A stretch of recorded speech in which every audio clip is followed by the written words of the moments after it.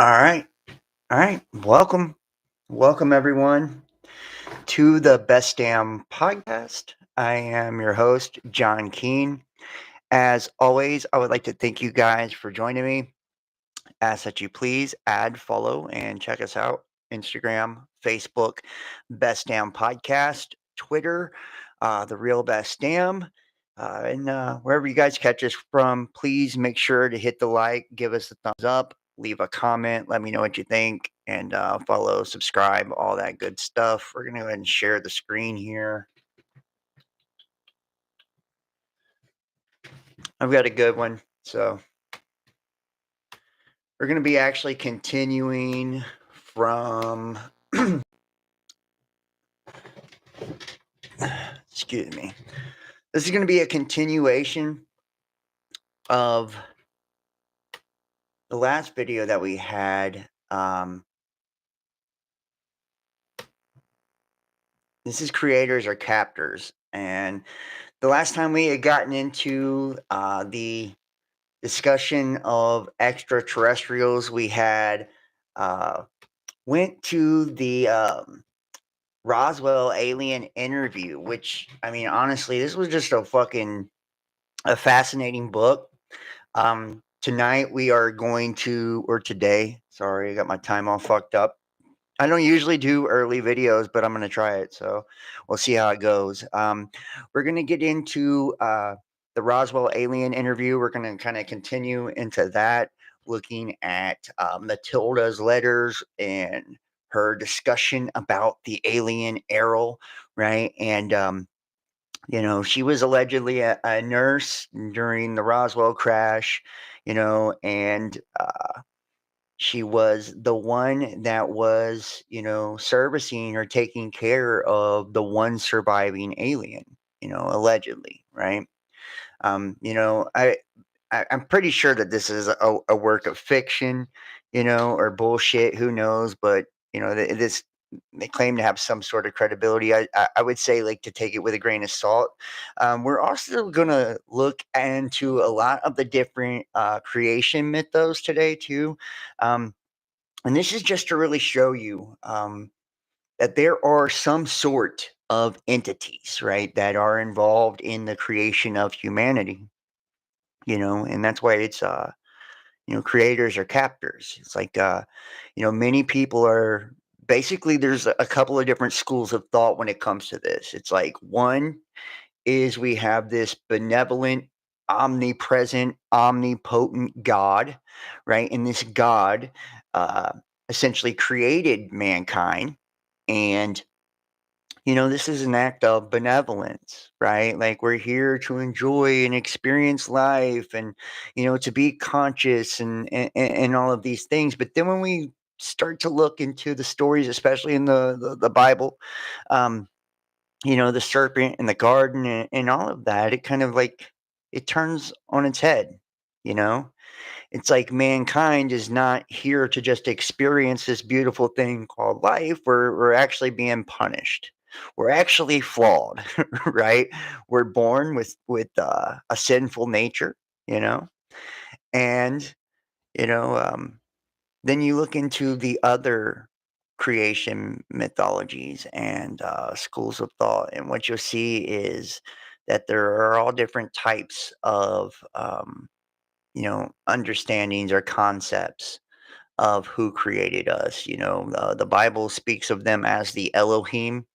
Elohim meaning supreme magistrates, right?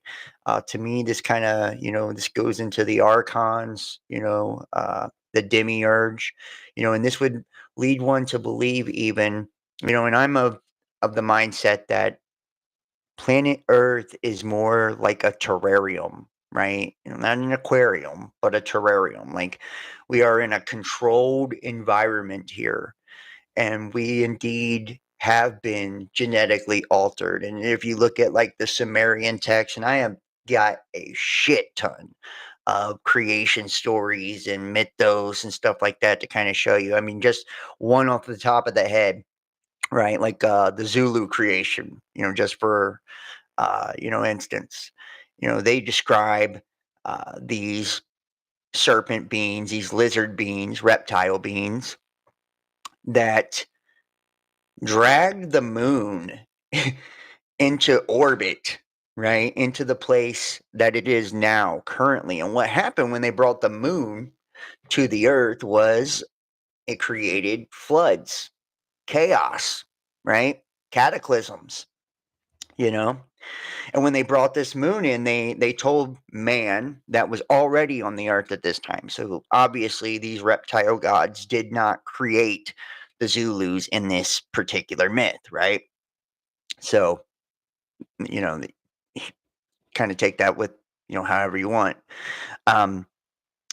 So they bring the moon in and they tell them, they say, you will bow down and worship, and they say no, right? Obviously, they're like, fuck no, we're not going to worship you guys, Um, so they threaten to remove the moon, which will then bring the same things, right? The floods and cataclysms and all of this again, right? And that's how they actually get man to bend the knee and worship is by the threat of removing the moon that they had already, dragged into place and caused, cataclysms to begin with.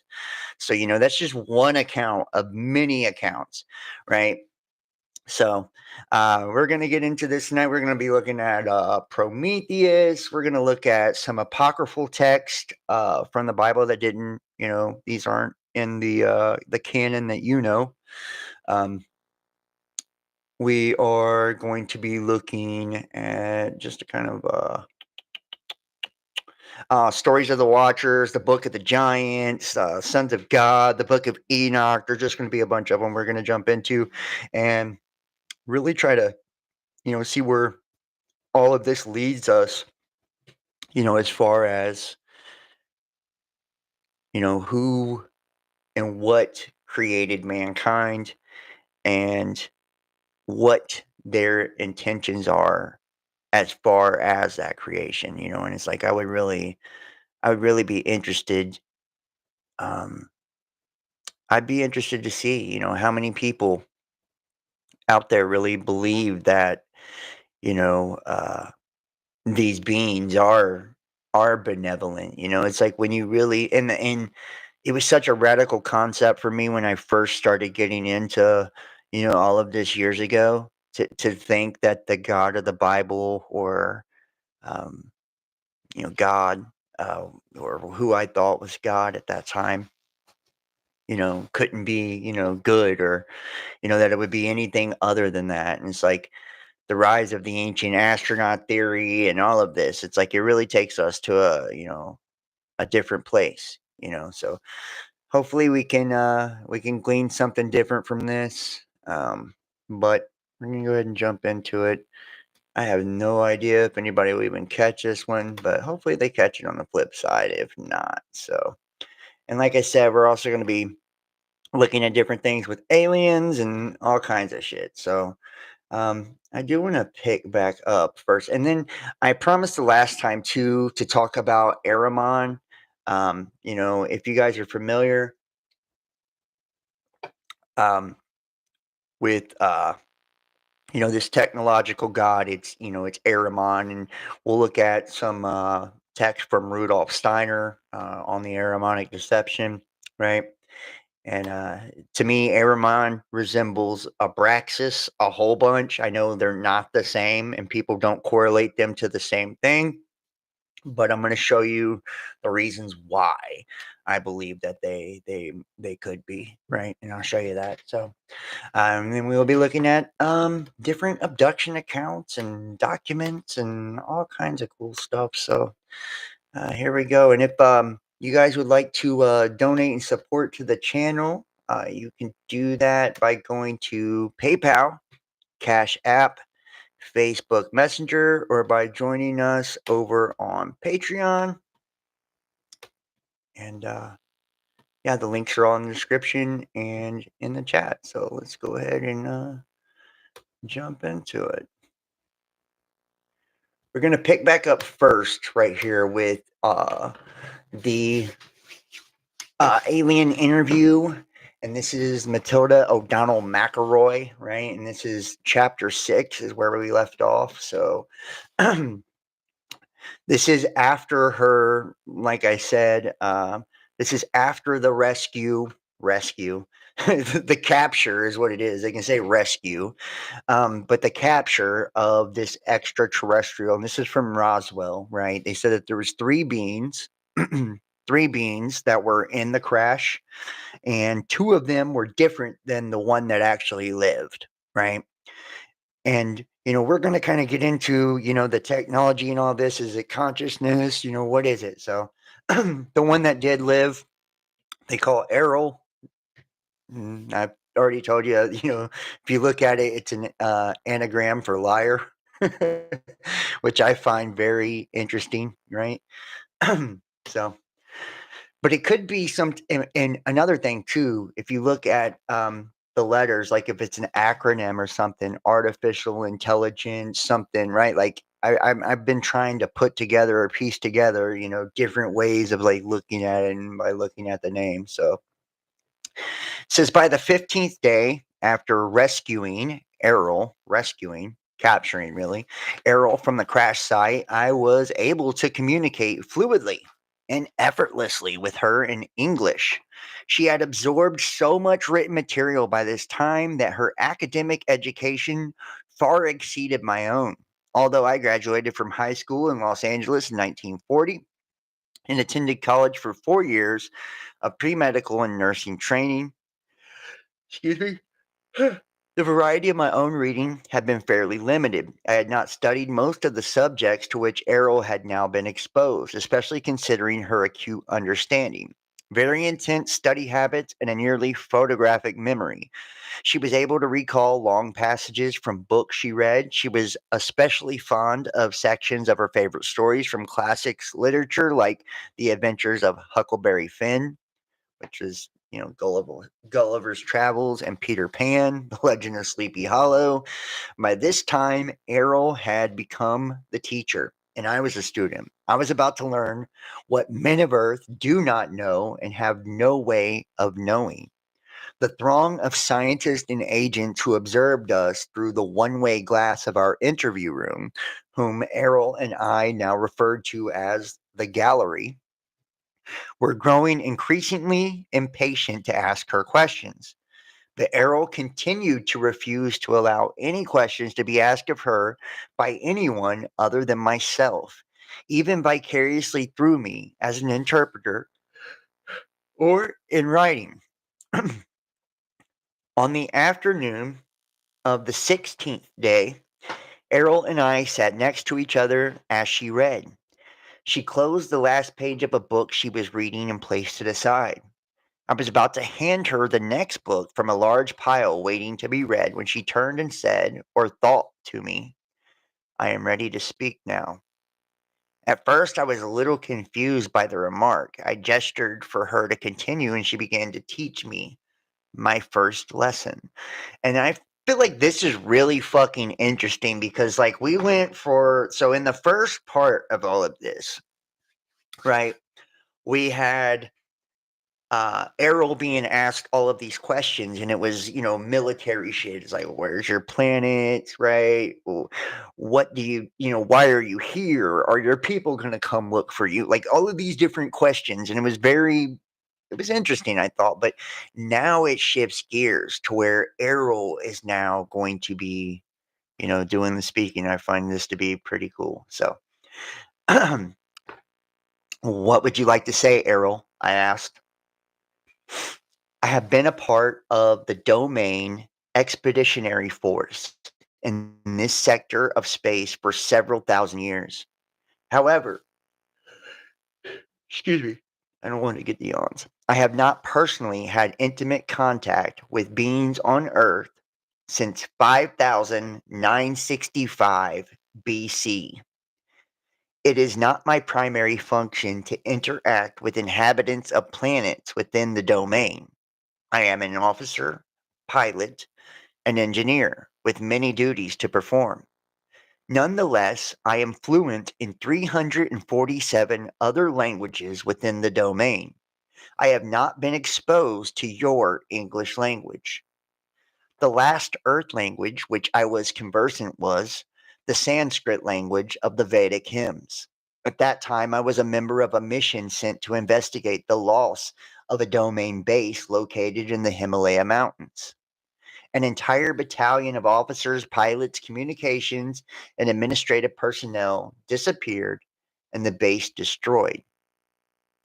Several million years ago, I was trained and served as an investigation, data evaluation, and program development officer for the domain.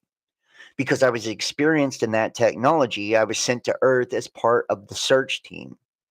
One of my duties involved interrogation of the human population that inhabited the adjoining area at that time. Many of the people in that region reported sighting Vimanas or spacecraft in the area. Following the logical extension of evidence, testimony, observation, as well as the absence of certain evidence, I led my team to the discovery that there were still old Empire ships and well hidden old Empire installations in this solar system of which we had been completely unaware. Now, I don't know exactly what she's referring to when it comes to the old Empire, but and before we find out, I'm just going to kind of like speculate here. So when we like think of like the Lovecraftian like old ones, right? Um, every mythos, every religion, every everything, right? When it comes to like these different spiritual concepts and schools of thought, if you really think about them, they all have like two different classes of beings, at least, usually two or three, right? Like with the Greeks, they had what was the first one's called? They were basically it was like Gaia and Uranus, like they were the elementals, something like that, right? Then they had the Titans and the Olympians, right? You look biblically, and you have Elohim and Nephilim, right? Um, Anunnaki and Agigi, right? So on and so forth. So it's like there's always a couple of different classes of beings. Okay.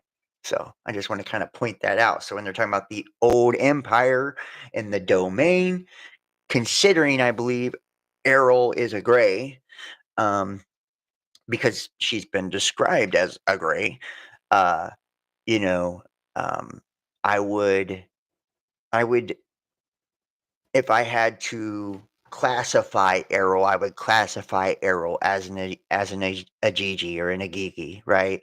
As opposed to an Elohim, right? So you and I were unable to communicate in your language because I personally had not been exposed to your language.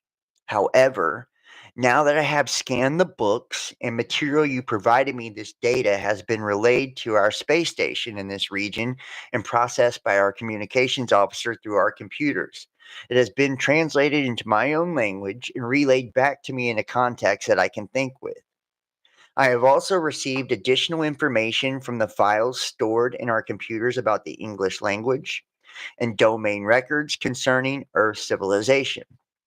Now I am prepared to give you certain information that I feel will be of great value to you. I will tell you the truth. Although truth is relative to all other truth, I wish to share with you as honestly and accurately as possible truth as I see it, within the boundaries of my integrity to myself, to my race, and without violating my obligations to the organization I serve and have sworn to uphold and protect. Okay, I thought. Will you answer questions from the gallery now? No, I will not answer questions. I will provide information to you that I think will be beneficial to the well being of the immortal spiritual beings who comprise humanity, and that will foster the survival of all the myriad of life forms and the environment of Earth. as it is a part of my mission to ensure the preservation of Earth. Personally, it's my conviction that all sentient beings are immortal spiritual beings. This includes human beings. For the sake of accuracy and simplicity, I will use a made up word, ISBE, because the primary nature of an immortal being is that they live in a timeless state of is, and the only reason for their existence is that they decide to be. No matter how lowly their station in a society, every ISBE deserves the respect and treatment that I myself would like to receive from others. Each person on Earth continues to be an ISBE, whether they are aware of the fact or not.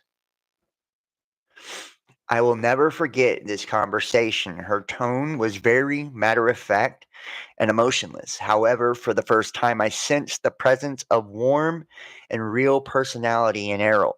Her reference to immortal spiritual beings struck me like a flash of lightning in a dark room. I had never before considered that a human being could be an immortal being. I thought that status or power was reserved solely for the Father, the Son, and the Holy Ghost. And because I am a devout Catholic and subject to the word of the Lord Jesus and the Holy Father, I have never thought of a woman as an immortal spiritual being either, not even the Holy Mother Mary. Yet, when Errol thought that thought, I became vividly aware for the first time that she, personally, was an immortal spiritual being, and so are we all. Errol said that I was confused about the idea. She said she would demonstrate to me also an immortal spiritual being. She said, "Be above your body immediately." I realized that I was outside of my body, looking down from the ceiling at the top of my body's head. I was also able to see the room around me, including Errol's body, sitting in the chair next to my own body. After a moment, I realized a simple but shocking reality that I am not a body. And in that moment, a black veil lifted. And for the first time in my life, and for a very that I am not my soul, but that I am a spiritual being. This was an that fills me with a joy and relief I can't for. As for I do not understand her meaning, as I have always been taught that I am not immortal. A spirit, perhaps, but certainly not immortal. After a moment, I'm not sure how long, Errol asked me if I had a better understanding of the idea. Suddenly, I was back inside my body again and said out loud, "Yes, I see what you mean." Which, that's pretty fucking wild right there. You know, if the ET's just like, be outside your body. And all of a sudden, you know, you're cast out of yourself, literally looking down into the room. You know, that's pretty wild. But we do know, as for accounts that people have had. Oops, are we really having trouble with the Wi-Fi?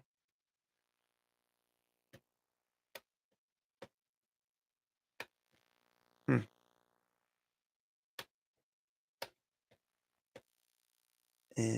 Are we still streaming? Oh, guys, I have no idea.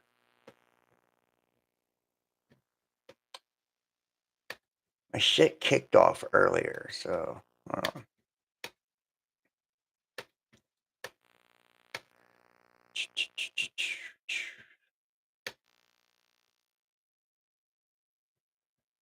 I'm gonna check real fast. Hold on, guys. 1 second.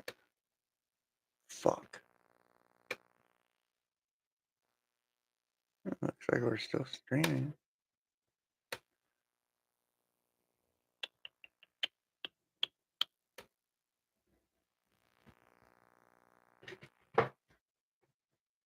Are we live though? Are we live though? All right. Yeah, we're good to go. Sorry about that. I apologize, but I had to check. I was doing a live last night, and it just it cut out. So I was and imagine though, like also, like I said, like these extraterrestrials, what we've have noticed is they will literally have the ability to take control of people's minds. And think about the Betty and Barney Hill from the last show, right?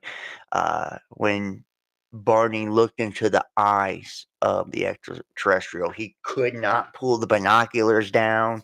Remember, like his mind, he was like, Lord Jesus, give me the strength, right? Because he could not, he was frozen just by staring into the eyes of the being. That's how much control it had over him. And I told you I will eventually do a video on it, but I had an experience where I was on a table and I was paralyzed on the table. Like the only thing that could move was my eyes. So I've had an experience with these things. So, and a lot of other people have, and I'm telling you, they have absolute control over you. Absolute. It's something else. So I was taken aback by the experience that I had to get up from my chair and walk around the room for a few minutes. I made an excuse that I needed to get a drink of water and go to the restroom, which I did. In the restroom, I looked at myself in the mirror. I used a toilet, refreshed my makeup, and straightened my uniform. After 10 or 15 minutes, I felt more normal again and returned to the interview room. After that, I felt as though I was no longer just an interpreter for Errol. I felt as though I was a kindred spirit. I felt like I was safe, at home, with a trusted friend or family member. As close as any as I ever had. Errol sensed and she understood my confusion about the concept of personal immortality. She began her first lesson with me by explaining this to me. Errol told me her reasons for coming to Earth and for being in the area of the 509th Bomber Squadron. She was sent by her superior officers to investigate the explosions of nuclear weapons which have been tested in New Mexico. Her superiors ordered her to gather information from the atmosphere that could be used to determine the extent of radiation and potential harm that this might cause to the environment. During her mission, the spacecraft was struck by a lightning, which caused her to lose control and crash. The spacecraft is operated by ISBs who use doll bodies in much the same way that an actor wears a mask and costume. It is like a mechanical tool through which to operate in the physical world. She, as well as all of the other ISBs of the officer class and their superiors, inhabit these doll bodies when they are on duty in space. When they are not on duty, they leave the body and operate, think, communicate, travel, and exist without the use of a body.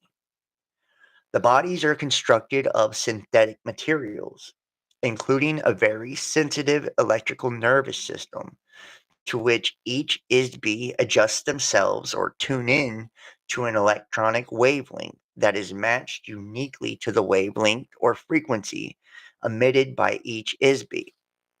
Each ISB is capable of creating a unique wave frequency which identifies them, much like a radio signal frequency. This serves in part as an identification, like a fingerprint.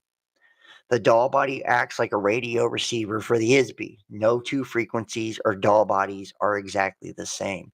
And you know what? That's very, very similar to us, right? Our doll bodies, our meat suits, our DNA, right? Our DNA is coded individually, right? And then our fingerprints, um, the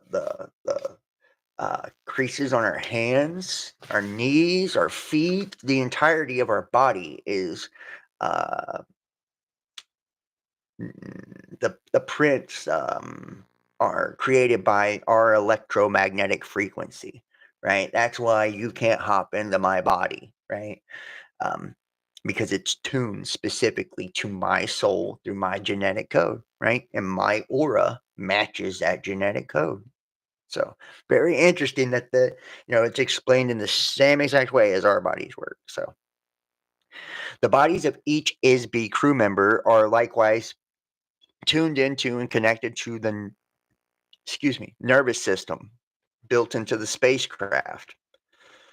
The spacecraft is built much in the same way as the doll body. It is adjusted specifically to the frequency of each ISB crew member. Therefore, the craft can be operated by the thoughts or energy emitted by the ISB. It is really a very simple direct control system. So there are no complicated controls or navigation equipment on board the spacecraft. They operate as an extension of the ISB. That's crazy. So when the lightning bolt struck the spacecraft, this caused a short circuit and consequently disconnected them from the control of the ship momentarily, which resulted in the crash. Hmm. So which is pretty crazy. So their ship is just like the way the body is. It's coded specifically to them. So it's like their consciousness that's operating it. It says Errol was and still is an officer, pilot, and engineer in an expeditionary force, which is part of a space opera civilization, which refers to itself as the domain. This civilization controls a vast number of galaxies, stars, planets, moons, and asteroids throughout an area of space that is approximately 1/4 of the entire physical universe. The continuing mission of her organization is to secure, control, and expand the territory and resources of the domain. Errol pointed out that their own activities were very similar in many ways to the European explorers who discovered and claimed the New World for the Holy Father, the Pope, and for the kings of Spain, Portugal, and later Holland, England, France, and so forth. Europe benefited from the property acquired from the native inhabitants. However, the native inhabitants were never consulted with or asked for their permission to become a part of the domain of European nations and the soldiers and priests they sent to acquire territory and wealth in order to advance their interests. Errol said she read in a history book that the Spanish king regretted the brutal treatment of the native inhabitants by his soldiers. He feared retribution from the gods he worshipped, as described in the various testaments of the Bible. He asked the Pope to prepare a statement called the Requirement, which was supposed to be read to each of the newly encountered native inhabitants. The king hoped that the statement, whether it was accepted or rejected by the natives, would absolve the king of all responsibility for the resulting slaughter and enslavement of these people.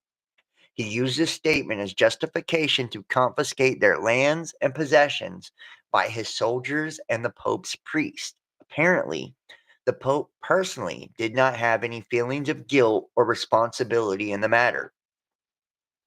Errol thought that such actions were those of a coward, and that it is no surprise that the territory of Spain was diminished so quickly. Only a few years later, the king was dead and his empire had been assimilated by other nations. Errol said that this sort of behavior does not occur in the domain. Their leaders assume full responsibility for the actions of the domain and would not denigrate themselves in this fashion, nor do they fear any gods or have any regret for their actions. This idea reinforces my earlier suggestion that Errol and her people are probably atheists. In the case of the acquisition of Earth by the domain, the rulers of the domain have chosen not to openly reveal this intention to the native inhabitants of the Earth until a later time when it may or may not suit their interest to reveal themselves. For the present time, it is not strategically necessary to make the presence of the domain expeditionary force known to mankind. In fact, until now, it has been very aggressively hidden for reasons that will be revealed later. The asteroid belt near the Earth is a very small but important location for the domain in this part of space. Actually, some of the objects in our solar system are very valuable for use as low gravity space stations. They are interested primarily in the low gravity satellites in the solar system, which consists mainly of the side of the moon facing away from Earth, and the asteroid belt, which was a planet that was destroyed billions of years ago, and to a lesser degree, Mars and Venus. Doomed structures synthesized from gypsum or underground bases covered by electromagnetic force screens are easily constructed to house the domain forces. Once an area of space is acquired by the domain and it becomes part of the territory under its control, it is treated as the property of the domain. The space station near the planet Earth is important only because it lays along the path of the domain expansion route toward the center of the Milky Way galaxy and beyond. Of course, everyone in the domain is aware of this except for the people of Earth. My instructions with Errol continued through the night until dawn of the next morning. I must say that I was fascinated, skeptical, shocked, alarmed, dismayed, and disgruntled by the lesson I was getting from Errol. I could never have imagined any of what she was telling me, not even in my wildest dreams and nightmares. The next afternoon, after I had slept, showered, and eaten, I was debriefed about my interview session the previous evening by members of the gallery who recorded my account of what Errol told me. There was a stenographer present for this session, as usual, to whom I was debriefed for each interview. And there was also 6 or 7 men who asked for clarification of my statements. As always, there was constant pressure applied to me to use my influence with Errol to persuade her to answer specific questions prompted by members of the gallery. I did my best to reassure everyone that I would give my very best efforts to do so. Nevertheless, only 3 things happened every day thereafter. 1. Errol resolutely refused to answer any questions that she since had been posed by or suggested to me by the gallery. Errol continued to instruct me in the subject matter of her own choice.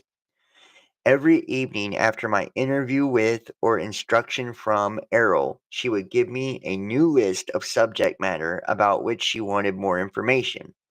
Each evening, I presented this list to the gallery. The next day, Errol received a large stack of books, magazines, articles, and so forth.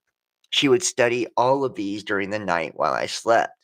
This pattern repeated every day during the remainder of the time I spent with her.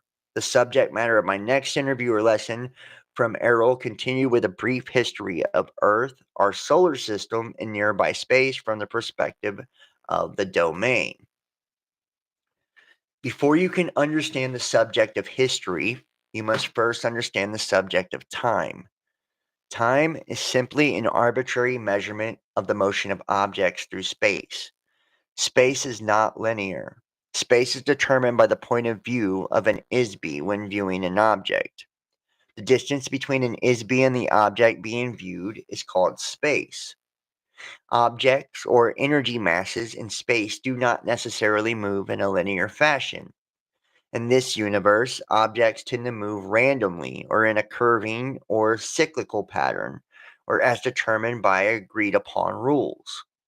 History is not only a linear record of events, as many authors of Earth history books imply, because it is not a string that can be stretched out and marked like a measuring tool. History is a subjective observation of the movement of objects through space, recorded from the point of view of a survivor, rather than of those who succumbed. Events occur interactively and concurrently, just as the biological body has a heart that pumps blood, while the lungs provide oxygen to the cells, which reproduce, using energy from the sun and chemicals from plants. At the same time, as the liver strains toxic waste from the blood and eliminates them through the bladder and the bowels. All these interactions are concurrent and simultaneous. Although time runs consecutively, events did not happen in an independent linear stream. In order to view and understand the history or reality of the past, one must view all events as part of an interactive whole. Time can also be sensed as a vibration, which is uniform throughout the entire physical universe. Errol explained that the ISBs have been around since before the beginning of the universe. The reason they are called immortal is because a spirit is not born and cannot die, but exists in a personally postulated perception of, is, and will be. She was careful to explain that every spirit is not the same. Each is completely unique in identity, power, awareness, and ability. The difference between an Isby like Errol and most of the Isbys inhabiting bodies on Earth is that Errol can enter and depart from her doll at will. She can perceive at selective depths through matter. Errol and other officers of the domain can communicate telepathically. Since an Isby is not a physical universe entity, it has no location in space or time. An Isby is literally immaterial. They can span great distances of space instantly. They can experience sensations more intensely than a biological body without the use of physical sensory mechanisms. An Isby can exclude pain from their perception. Errol can also remember her identity, so to speak, all the way back into the dim mist of time for trillions of years. She says that the existing collection of suns in this immediate vicinity of the universe have been burning for the last 200 trillion years. The age of the physical universe is nearly infinitely old, but probably at least 4 quadrillion years since its earliest beginnings. Time is a difficult factor to measure as it depends on the subjective memory of Isbys, and there has been no uniform record of events throughout the physical universe since it began. As on Earth, there are many different time measurement systems defined by various cultures, which use cycles of motion and points of origin to establish age and duration. The physical universe itself is formed from the convergence and amalgamation of many other individual universes, each one of which were created by an Isby or group of Isbys. The collision of these illusory universes commingled and coalesced and were solidified to form mutually created universe, because it is agreed that energy and forms can be created but not destroyed. This creative process has continued to form an ever expanding universe of nearly infinite physical proportions. I don't know why I have the yawn so bad. Before the formation of the physical universe, there was a vast period which universes were not solid, but wholly illusionary. You might say that the universe was a universe of magical illusions which were made to appear and vanish at the will of the magician. In every case, the magician was one or more Isbys. Many Isbys on Earth can still recall vague images from that period. Tales of magic, sorcery, and enchantment, fairy tales, and mythology speak of such things, although in very crude terms. Each Isby entered into the physical universe when they lost their own home universe. That is, when an Isby's home universe was overwhelmed by the physical universe, or when the Isby joined with other Isbys to create or conquer the physical universe. On Earth, the ability to determine when an Isby entered the physical universe is difficult for two reasons. The memory of Isbys on Earth has been erased, which sucks, right? So saying we don't have our memories, which is we're a species with amnesia, right? Isby's arrival or invasion into the physical universe took place at different times, some 60 trillion years ago and others only 3 trillion. Every once in a short while, a few million years, an area or planet will be taken over by another group of Isbys entering into the area. Sometimes they will capture other Isbys as slaves. They will be forced to inhabit bodies to perform menial or manual work, especially mining mineral ores and heavy gravity planets such as Earth. Which, if you think about the Anunnaki, and that's what they said they did with humans, right? Is they captured us and forced us to mine gold, right? Errol says that she has been a member of the domain expeditionary force for more than 625 million years when she became a pilot for a biological survey mission, which included occasional visits to Earth. She can remember her entire career there and for a very long time before that. She told me that Earth scientists do not have an accurate measuring system to gauge the age of matter. They assume that because certain types of materials seem to deteriorate rather quickly, such as organic or carbon based matter, that there is a deterioration of matter. It is not accurate to measure the age of stone based on the measurement of the age of wood or bone. This is fundamental error. Factually, matter does not deteriorate. It cannot be destroyed. Matter may be altered in form, but it is never truly destroyed. The domain has conducted a periodic survey of the galaxies in this sector of the universe since it developed space travel technologies about 80 trillion years ago. A review of changes in the complexion of Earth revealed that mountain ranges rise and fall, continents change locations, the poles of the planet shift, ice caps come and go, oceans appear and disappear, rivers, valleys, and canyons change. In all cases, the matter is the same. It is always the same sand. Every form and substance is made of the same basic material, which never deteriorates. She says, I cannot even begin to imagine how advanced the civilization may have become technically and mentally after trillions of years. Just think of how advanced our own country has become compared to only 150 years. Only a few generations ago, transportation was on foot, horseback, or boat. Reading was done by candlelight, heating and cooking were done over a fireplace, and there wasn't any indoor plumbing, which I'm a little skeptical of all that, actually, what she just said. I think that we had electricity for quite a while, actually. I believe that, a lot of these, what we describe as like Tartarian buildings and shit like that, um, if you look at them, they call them like weather vanes or whatever, but they have like these little radium balls or whatever on underneath the veins, right? And the veins are made out of like copper, and then you have like the balls, and they're filled with mercury inside of them. They would ring bells and shit to energize them.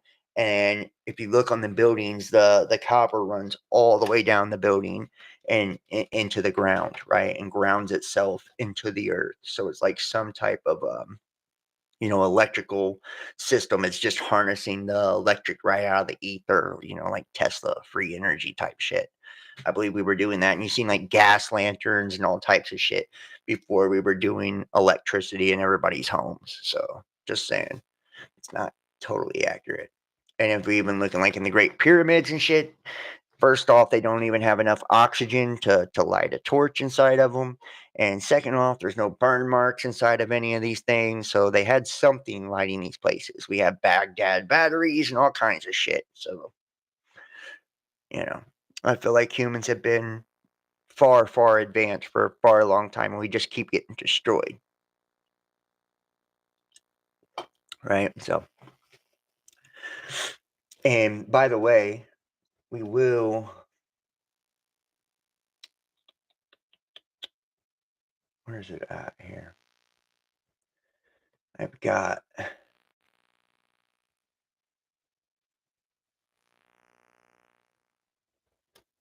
I've got an interesting book too. So weird. I've got an interesting book that I'm going to get into.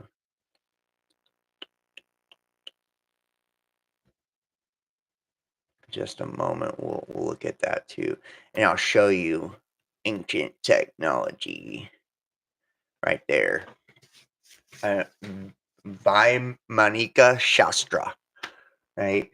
Vaimanika Shastra. I don't know how to say that, but I think it comes from Bhagavad Gita, something like that. One of these books. Probably not. I'm probably wrong on that one. Don't quote me on that. But the Vaimanika Shastra, and they get into this, and it's it's channeled, and it talks about manas and technology, which we will get in just a moment after when we start switching gears. So we'll do a little bit more of the alien interview, and then I'll start jumping around and all that. So bear with me. Hit the thumbs up. I know it's early, man. Probably ain't nobody even watching this fucking video. I don't care. Arrow described the abilities of an ISB officer of the domain to me. And make sure to subscribe if you haven't. And hit the thumbs up if you're in the chat for me. If you like the video, you don't have to, but if you like it, and share it to your social media. And if you want to support me, and you like the lives and the guests and all that stuff, yeah. Errol described the abilities of an ISB officer of the domain to me, and she demonstrated one to me when she contacted telepathically a communications officer of the domain who is stationed in the asteroid belt. The asteroid belt is composed of thousands of broken up pieces of a planet that once existed between Mars and Jupiter. It serves as a good low gravity jumping off point for incoming spacecraft traveling towards the center of our galaxy. She requested that this officer consult information stored in the files of the domain concerning the history of Earth. She asked the communications officer to feed this information to Errol. The communications officer immediately complied with the request. Based on the information stored in the files of the domain, Errol gave me a brief overview or history lesson. This is what Errol told me that the domain had observed about the history of Earth. This should be interesting. She told me that the domain expeditionary force first entered into the Milky Way galaxy very recently, only about 10,000 years ago. Their first action was to conquer the home planets of the old empire. This is not the official name, but a nickname given to the conquered civilization by the domain forces that served as a seat of central government for this galaxy and other adjoining regions of space. These planets are located in the star systems and the tail of the Big Dipper constellation. She did not mention which stars exactly. About 1,500 years later, the domain began installation bases for their own forces along the path of invasion, which leads towards the center of this galaxy and beyond. About 8,200 years ago, the domain forces set up a base on Earth in the Himalaya Mountains near the border of modern Pakistan and Afghanistan. This was a base for a battalion of the Domain Expeditionary Force, which included about 3,000 members. I'm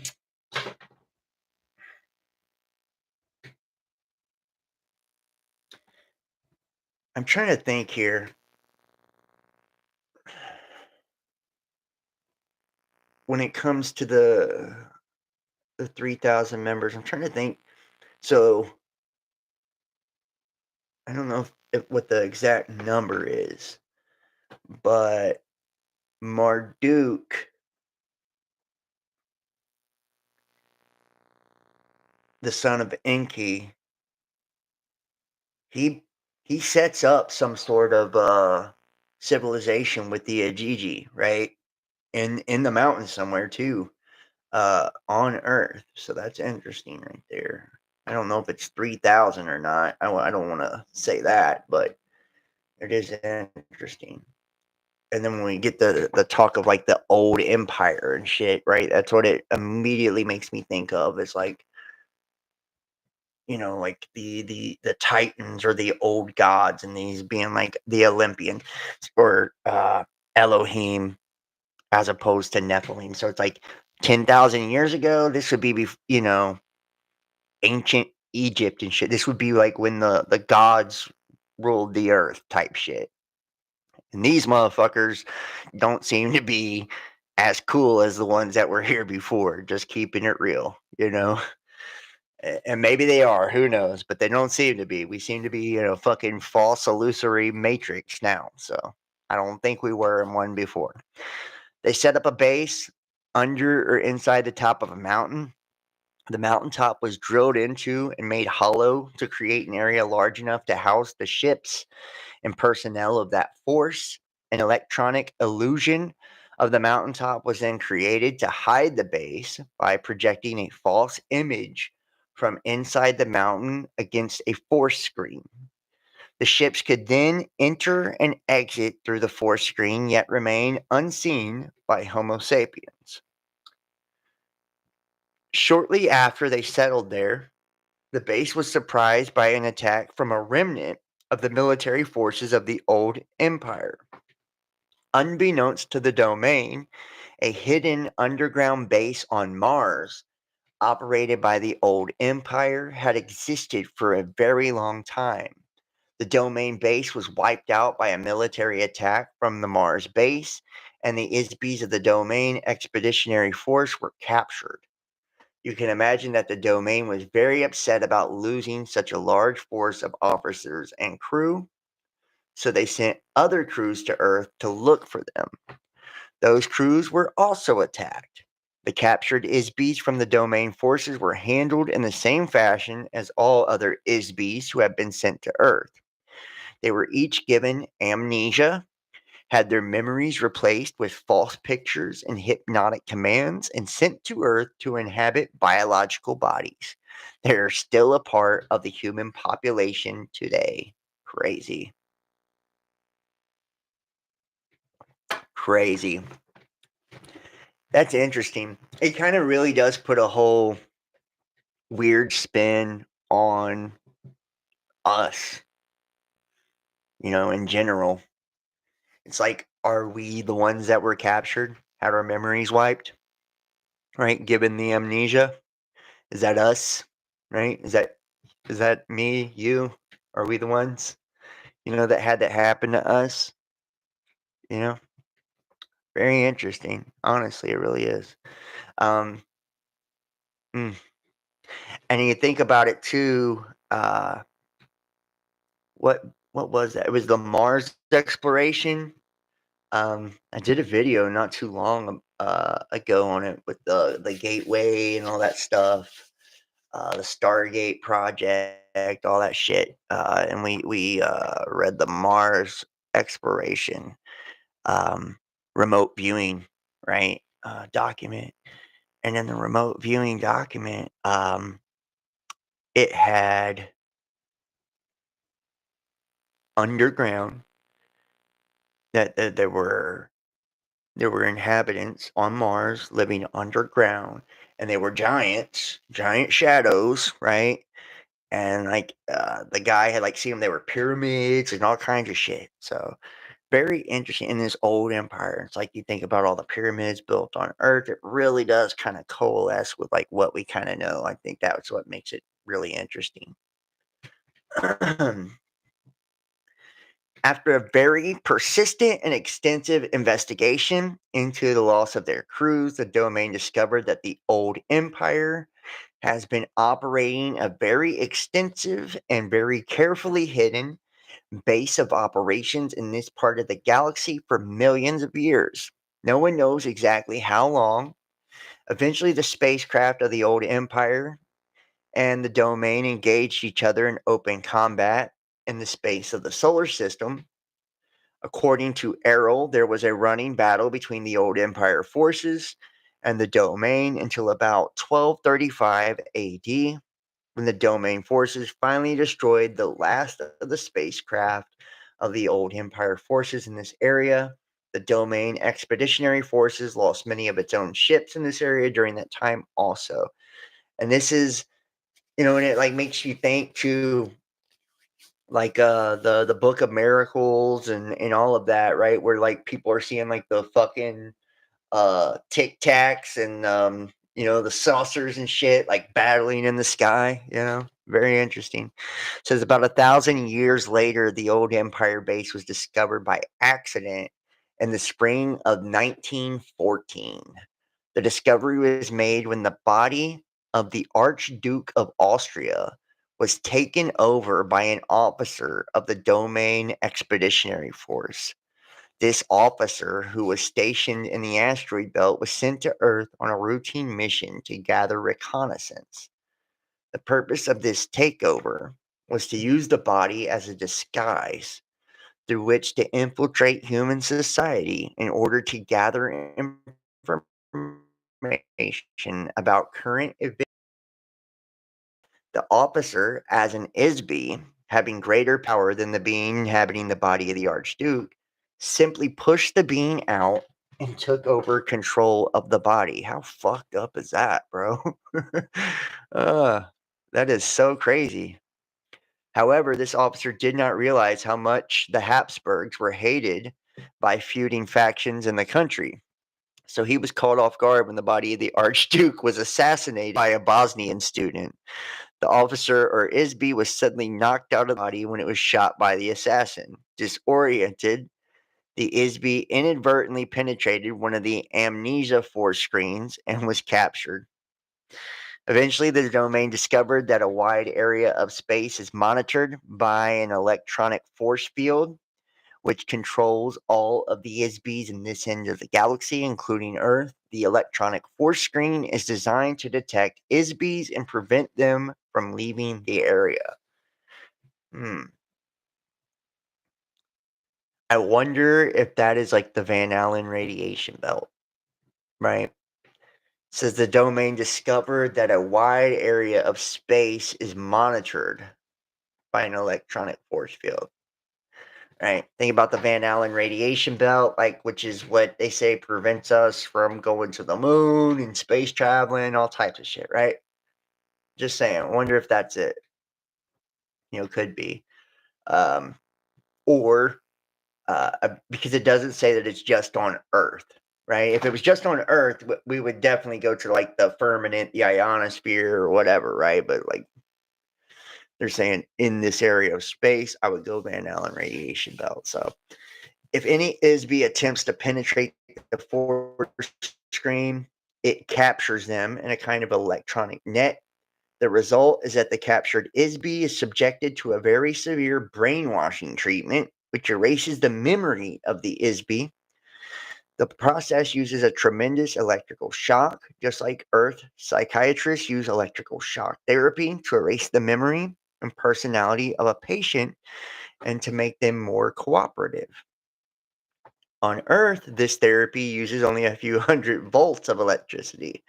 However, the electrical voltage used by the old Empire operation against ISBs is on the order and magnitude of billions of volts. This tremendous shock completely wipes out all the memory of the ISB. The memory erasure is not just for one life or one body, it wipes out all of the accumulated experiences of a nearly infinite past, as well as the identity of the ISB. The shock is intended to make it impossible for the ISB to remember who they are, where they came from, their knowledge or skills, their memory of the past, and ability to function as a spiritual entity. They are overwhelmed into becoming a mindless, robotic non-entity. That is fucked up, bro. That is fucked up. For some reason, it just like hit me really hard. You know? It's like that's kind of like what it feels like to be human.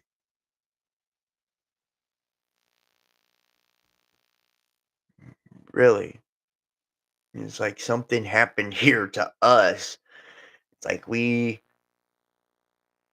come from this fucking infinite stream of life, but yet we have no recollection of any other lives we've lived. We have no recollection of shit, you know?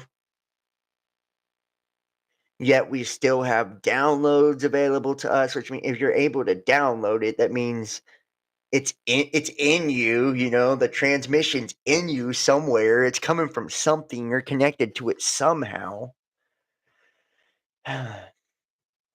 After the shock, a series of post-hypnotic suggestions are used to install false memories and a false time orientation in each ISB. This includes the command to return to the base after the body dies. Damn, so that the same kind of shock and hypnosis can be done again and again again and again forever. God damn. The hypnotic command also tells the patient to forget to remember. Wow. What the domain learned from the experience of this officer is that the old empire has been using Earth as a prison planet for a very long time. Exactly how long is unknown, perhaps millions of years. So when the body of the Isby dies, they depart from the body. They are detected by the force screen. They are captured and ordered by hypnotic command to return to the light. The idea of heaven and the afterlife are part of the hypnotic suggestion, a part of the treachery that makes the whole mechanism work.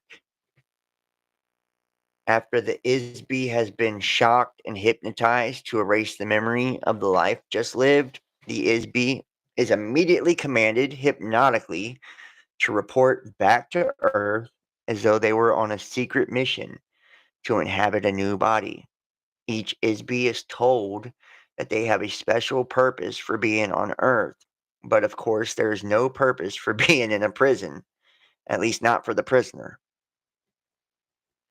Any undesirable Isbys who are sentenced to Earth were classified as untouchable by the Old Empire. This included anyone that the Old Empire judged to be criminals who are too vicious to be reformed or subdued, as well as other criminals such as sexual perverts or beings unwilling to do any productive work. An untouchable classification of Isbys also includes a wide variety of political prisoners. This includes Isbys who are considered to be non-compliant free thinkers, revolutionaries who make trouble for the governments of the various planets of the old empire. Of course, anyone with a previous military record against the old empire is also shipped off to Earth. A list of untouchables includes artists, painters, singers, musicians, writers, actors, and performers of every kind. For this reason, Earth has more artists per capita than any other planet in the old empire. Untouchables also include intellectuals, inventors, and geniuses in almost every field. Since everything the old empire considers valuable has long since been invented or created over the last few trillion years, they have no further use for such beings. Managers also, which are not needed in a society of robotic citizens. Anyone who is not willing or political or in the class system of the old empire are untouched and sentenced to receive memory wipeout and permanent imprisonment on Earth.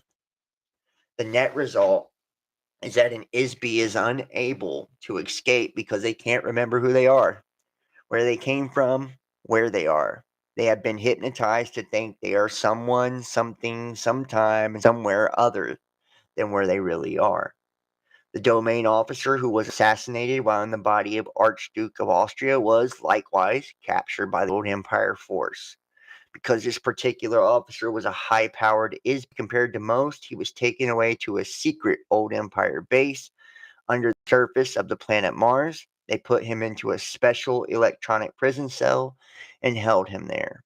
Fortunately, this domain officer was able to escape from the underground base after 27 years in captivity. When he escaped from the old empire base, he returned immediately to his own base in the asteroid belt. His commanding officer ordered that a battle cruiser be dispatched to the coordinates of the base provided by this officer and to destroy the base completely. The old Empire base was located a few hundred miles north of the equator of Mars in the Cydonia region. And this is exactly where the Cydonia region was exactly where um, that happened. That's interesting. That's exactly where the Mars exploration remote viewing happened. It's the Cydonia region. That's where it happened at. That's crazy. Interesting. That is very fucking crazy.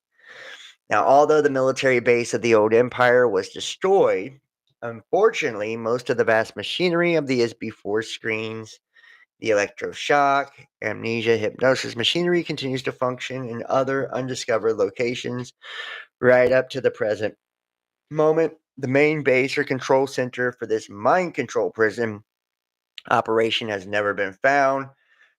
Bullshit. Bull fucking shit. Yeah, I don't buy that at all.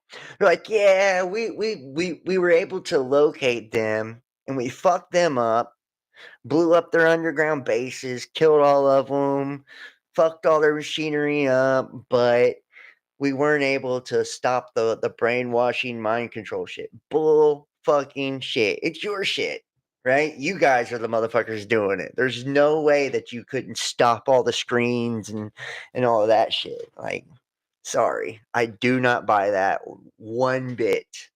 Not one bit. Sorry.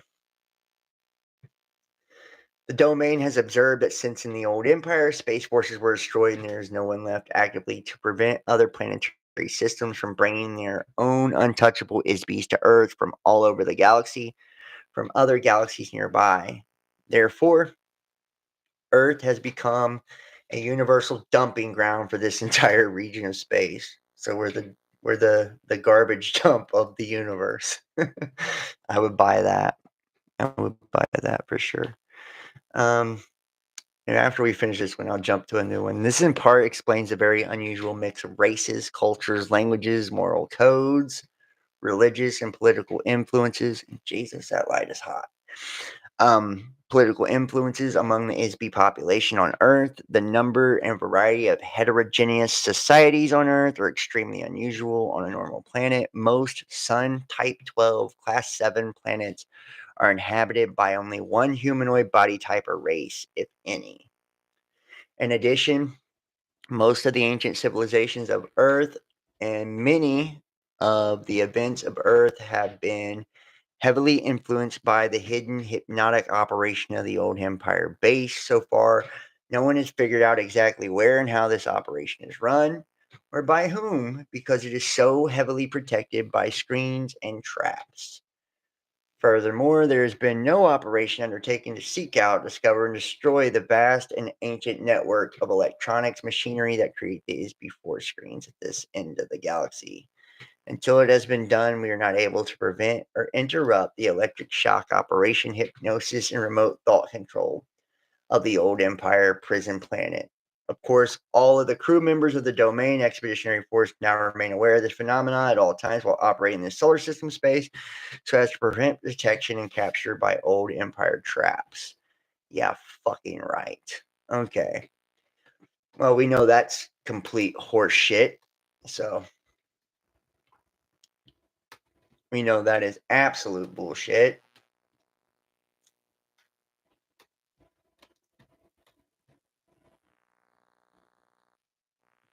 Fuck. All right. Where is it at here?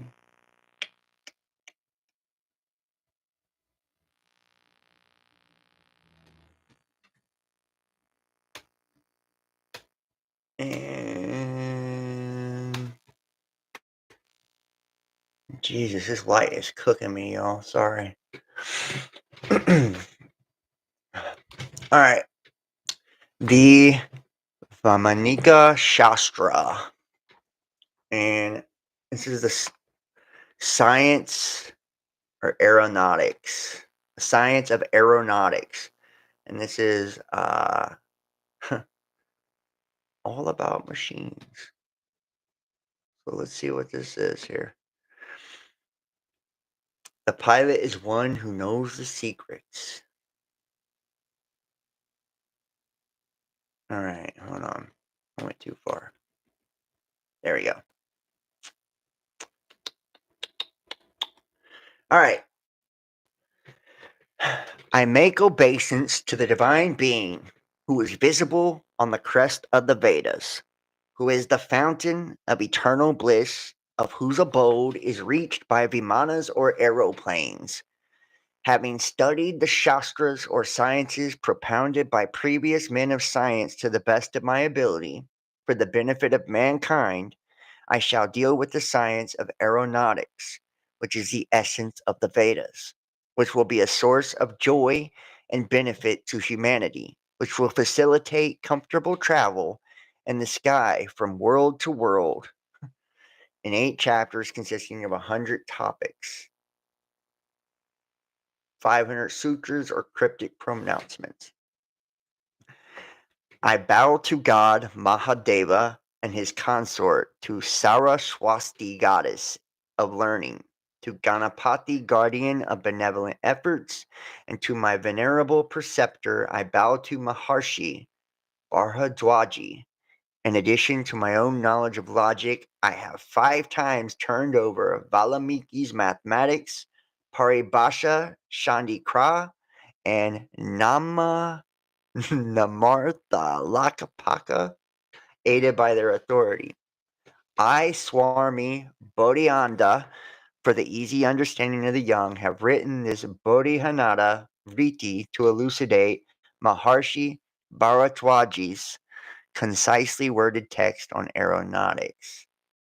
Shit, dude. I'm gonna have trouble with this stuff. All right.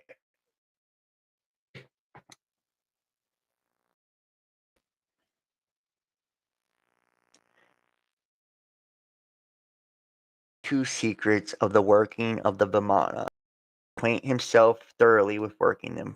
He can be deemed competent to handle the aeroplane. He must know the structure of the aeroplane, know the means of its takeoff and ascent to the sky, and learn how to drive it and how to halt it when necessary, how to maneuver it and make it perform spectacular feats in the sky without crashing. Those secrets are given in Rahasya Lahari and other works by Lala and other masters is described as thus.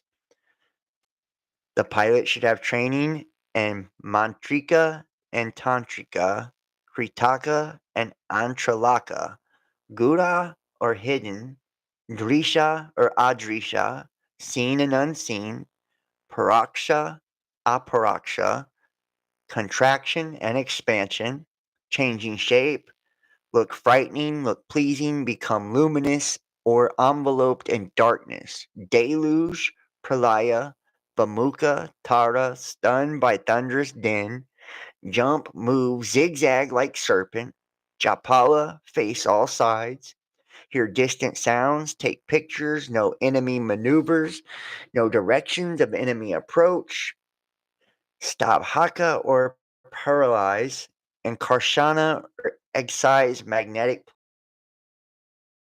there. I'm sorry, this is trashy to read, though, that this is all about aeroplanes.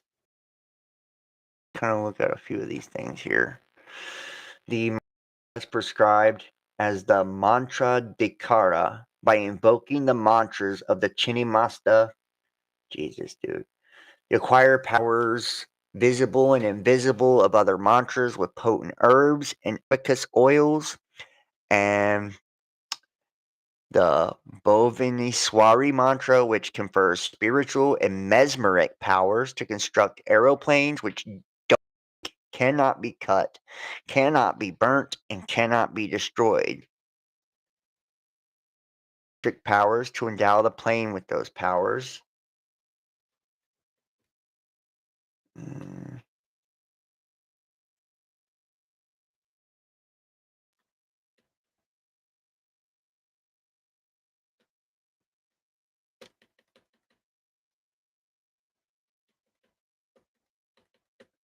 You know what this kind of looks like to me too, though? I won't lie. Something tells me this is something I've kind of thought about for a long time, really. When it comes to the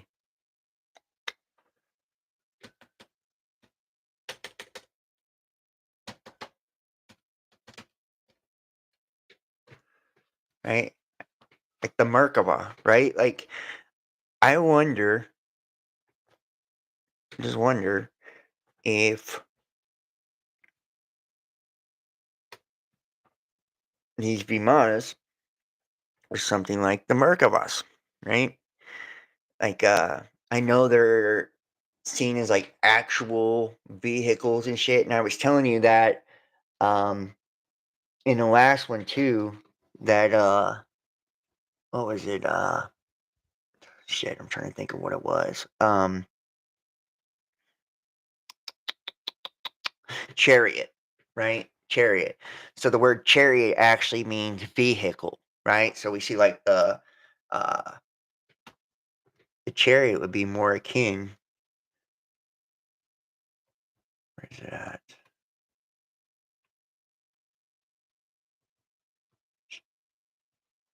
Right, to one of these, right? To a Vimana. Hold on. Let me drop down to. And you see a lot of this shit too is like got salts and oxtails. Here we go. See, Shakuna, other types of Vimanas. You can see their actual structures, right? Actual structures, right? Interesting. Shape and movements, there's no difference in the Vimanas except in the matter of the use of mantras and tantras. The Kritaka or artificial Vimanas are 25 varieties. So artificial Vimanas, right? Artificial Vimanas, meaning they're made by something, right? A Merkaba or Merkaba to me would be like a natural, right? A natural, the wheel within the wheel, right? Like see dude sitting up on the fucking cloud right there by himself.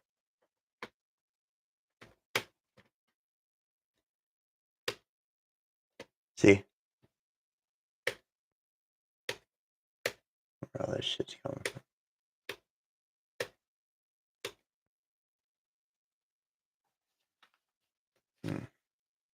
But yeah. And the Merkaba, the chariot mysticism, right?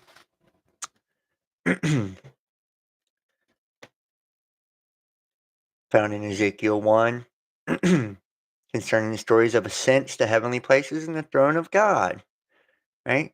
It's a heavenly chariot, the work of the chariot. Like I said, and the chariot means a vehicle. Means a vehicle. That's all it means. Swear to God, that's all it means is a vehicle. So.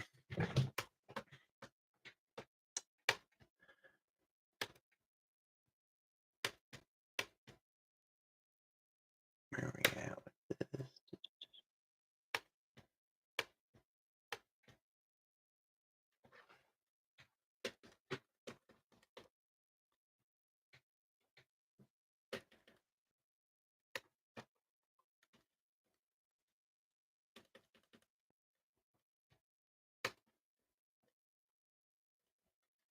At the Book of the Watchers. And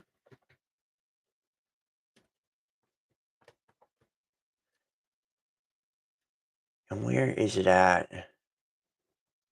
Okay, hold on. So we will go right here. The deed and its results. Where do I want to start? The rebellion of the Watchers. So when the sons of men had multiplied in those days, beautiful and comely daughters were born to them. And the Watchers, the sons of heaven, saw them and desired them. And they said to one another, Come, let us choose for ourselves wives from the daughters of men, and let us beget children from ourselves. And Shemyaza, their chief, said to them, I fear that you will not want to do this deed, and I alone shall be guilty of a great sin.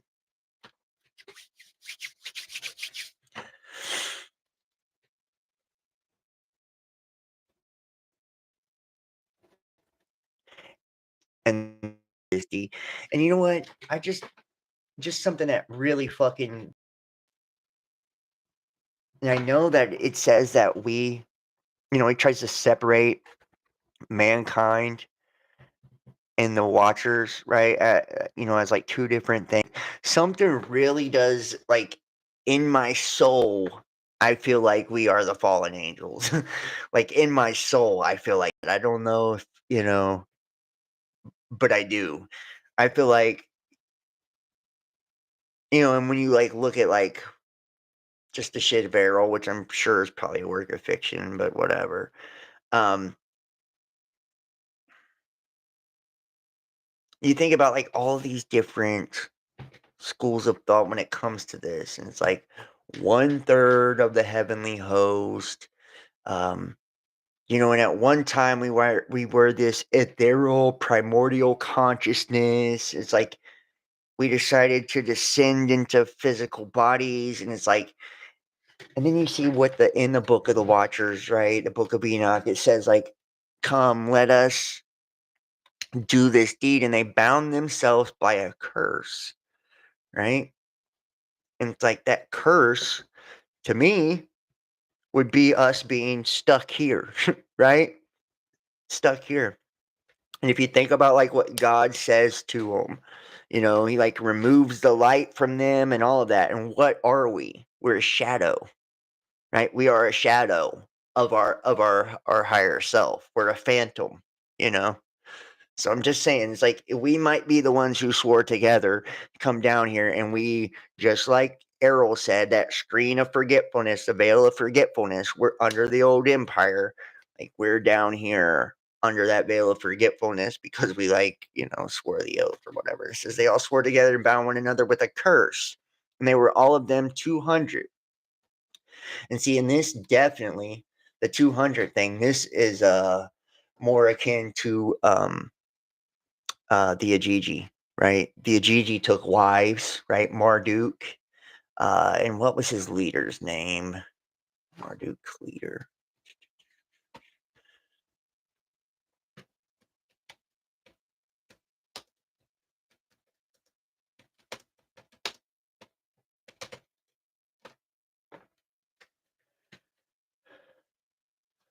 Uh,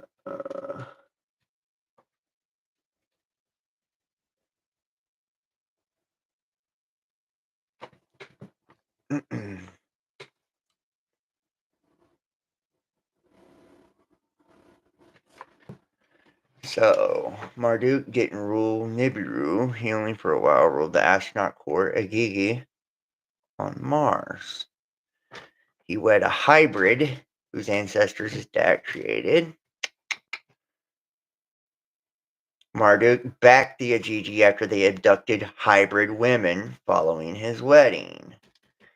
Yeah, so what was the leader of the Ajiji's name? Hold on. They've got his name. I know it says his name.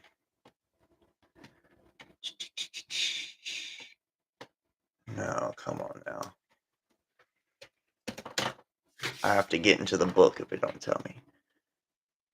Yeah, Atrahasis epic. The leader of the Gigi rebellion is Ila. And I have the Atrahasis here too. So the Gigi were the group of lower level gods in the Mesopotamian mythology. Ila led the Aegean rebellion, led to the creation of humans to take on the labor. This is different. God, I have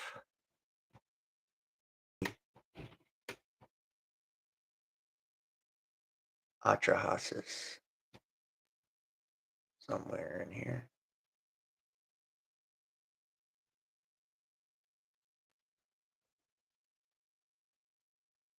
Right there. But it's in the Lost Book of Enki, I believe. I'm trying to think of the name of it. Does anybody know the name? Anybody know the name? No? Alright. Doesn't matter. But alright, so let's jump back to this. The interview. The lesson in recent history. The interview taught me a history lesson I will never read in any textbooks written on Earth. The domain has a much different view of events than we do. The domain expeditionary force has observed a resurgence in science and culture of the Western world since 1150 AD, when the remaining remnants of the space fleet of the old empire in this solar system were destroyed. The influence of the remote control hypnosis operation diminished slightly after that time, but still remains largely in force. Apparently, a small amount of damage was done to the old Empire remote mind control operation, which resulted in a small decrease in the power of the mechanism. As a result, some memory of technologies that ISBs already knew before they came to Earth started to be remembered. Thereafter, the oppression of knowledge that is called the Dark Ages in Europe began to diminish after that time. Since then, knowledge of the basic law of physics and electricity have revolutionized Earth culture virtually overnight. The ability to remember technology by many of the geniuses in the ISB population of Earth was partially restored, when not so actively suppressed as it was before 1150 AD. Sir Isaac Newton is one of the best examples of this. Yeah, right. Um, a lot of people say that he was not what you think he was, but anyways, in only a few decades, he single-handedly reinvented several major and fundamental scientific mathematical disciplines. Yeah, we know this is bullshit. The man who remembered these sciences already knew them before they were sent to the earth. Ordinarily, no one would ever observe or discover as much about science and mathematics in a single lifetime, or even in a few hundred lifetimes. These subjects have taken civilizations billions and billions of years to create. ISBs on Earth have only just begun to remember small fragments of all the technologies that exist throughout the universe. Theoretically, if the amnesia mechanisms being used against Earth could be broken entirely, ISBs would regain all of their memory. Unfortunately, similar advances have not been seen in the humanities as the ISBs of Earth continue to behave very badly toward each other.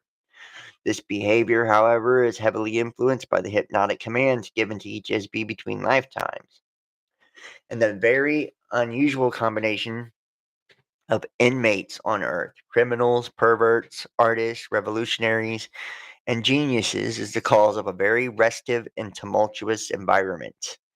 So the perverts makes a whole lot of sense, right? So I guess this is why we have, pedos and all that shit, right?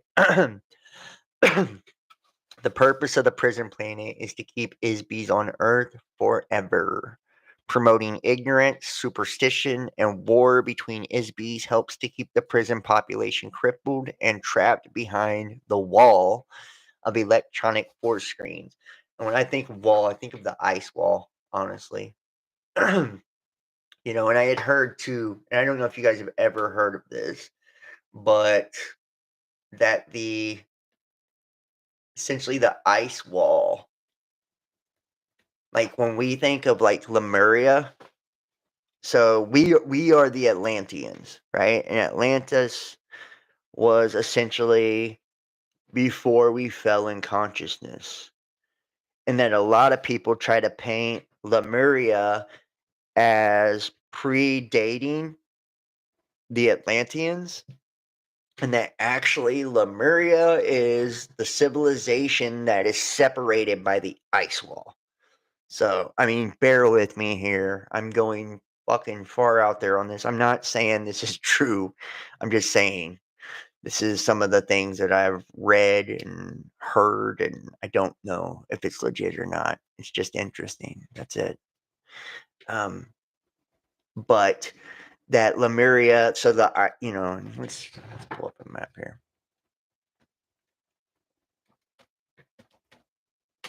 Matter of fact, I don't have to pull up fake maps. I can pull up flight maps that actually show the ice wall, but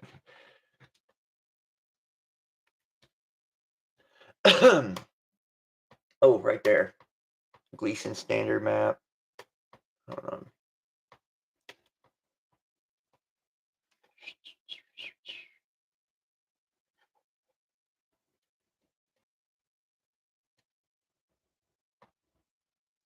Trying to think which one. I'm trying to think of the name.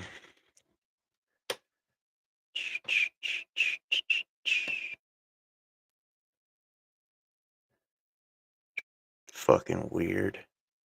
Could you imagine, bro? Could you fucking imagine? Like, go back in these times, like, seriously, crazy shit, bro. Fucking monsters everywhere and shit. Where's it at? It's a flight school map, the one I'm talking about, though. Like, literally, it's modern shit, but broadcasting something, some school of broadcasting map. And it literally has the ice. There it is, right there. School of the Air. Look, it's got the fucking ice wall. CBS. There it is, American School of the Air. It's literally got the flat Earth, and there's the ice wall all the way around it. It's Antarctica, right there. How about that? How about that? But so essentially, the theory is that, and let me find like the flat Earth with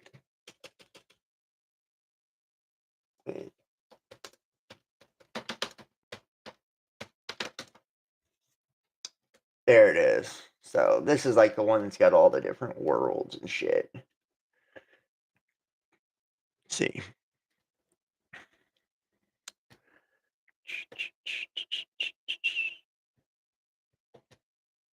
I like this one the best. And this is a huge fucking map. Let me see if I can. Yeah, it's a web file, PDF. It's the Terra Infinita map. Hold on.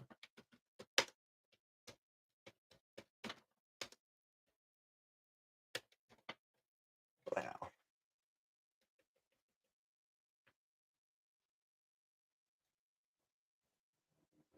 I'm sure somewhere. Where is it at?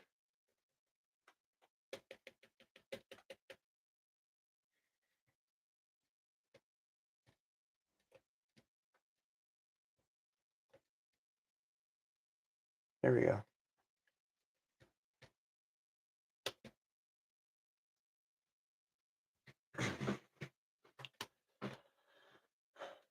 Hopefully it's not really small.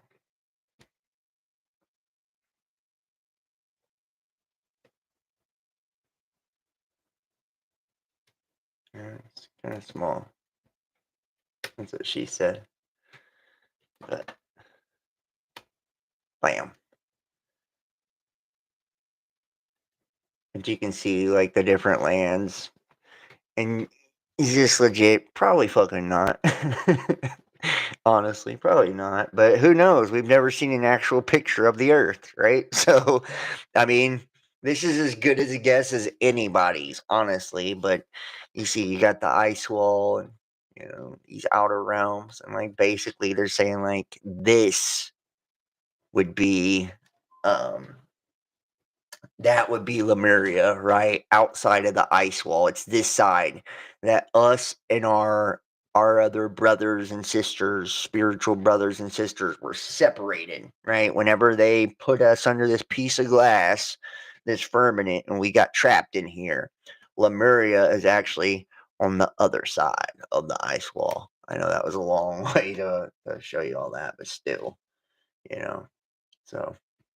And I find it to be interesting. They said the Anunnaki lands are outside on the other one. So, I mean, there's a different, a lot of different ones. But, anyways, it is what it is. It's like you can really, which, it'd be nice one day to really just kind of to look at all of that, right? Get into all of that.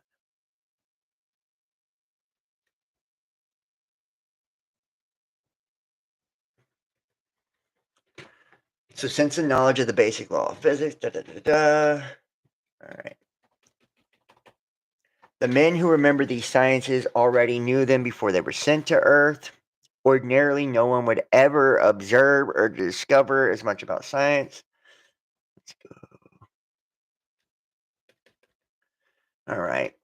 ISBs have been dumped on Earth from all over the galaxy, adjoining galaxies, and from planetary systems all over the old empire, like Sirius, Aldebaran, the Pleiades, Orion, Draconis, and countless others. That makes sense, man. That honestly does fucking make sense. Like when you think of like the concept of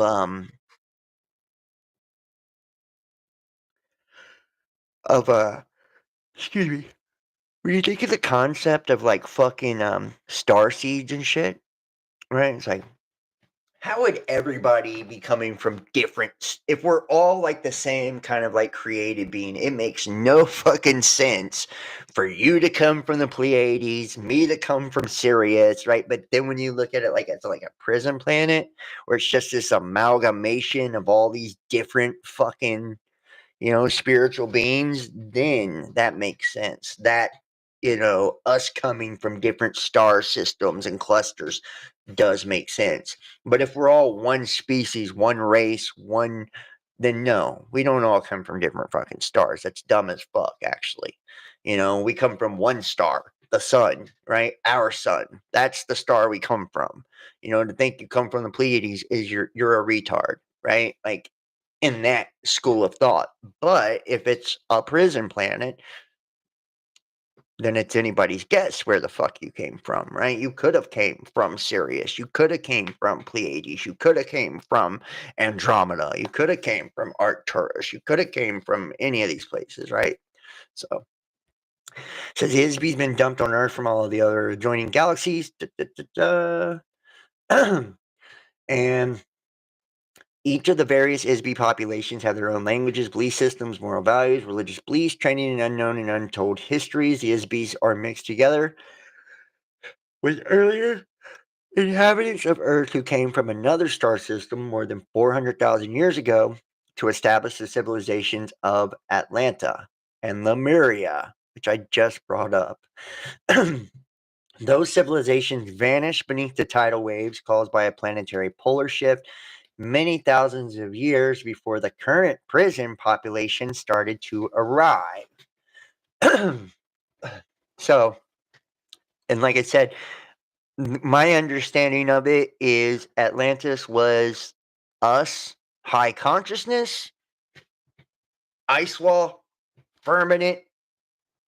We become fucktards of the universe and we forget everything. Then on the other side of that is Lemurians, and they're not like that. They're not fucked up like we are. They're still whatever we were before.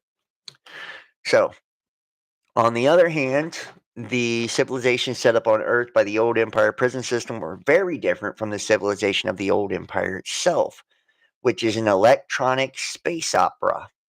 Atomic-powered conglomeration of earlier civilizations that were conquered with